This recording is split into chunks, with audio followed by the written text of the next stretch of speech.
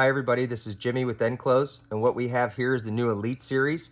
What I'm going to show you is how to install a iPad with an audio for the Unimag 2 into the 10.2, Mini, 9.7, or 12.9. The first thing you're going to do is you're going to notice that to open the case, when nothing is inside, you can go ahead and put your fingers in and pop it open. Or if a tablet's inside, you would go ahead and take a flat screwdriver, put it in here, and just simply pop it open. Now, the other way to open it, as I mentioned, is with your fingers, and with no tablet in there, you just stick your finger inside and pull up. In order to release the top, you have to slowly work it out because there's a little tongue and groove there. So the next thing you do is you take your iPad and you install your audio cable. You're going to run it down the left side of the case.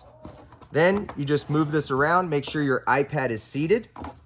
It's not seated, so I need to move it a little.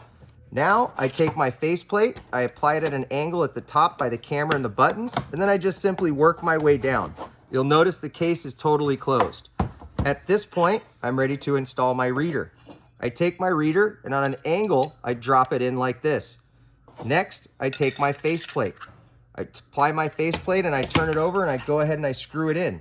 Now, if anybody's going to be using a power wrench or a power drill, what I recommend is you do the lowest setting, and you make sure that if you're going to be tight, that you do not have this overly rotate. So now we go ahead and we secure this together. We then take the audio cable and we will plug it in. Once the audio cable is plugged in, we will push some of the cable in for cable management. We will align the two sides, and we will simply screw it down like this again. If you're not interested in using a power tool, it's not a problem. It's just 4 screws with the Phillips. Now you have your 10.2 iPad ready to go for the Unimag 2.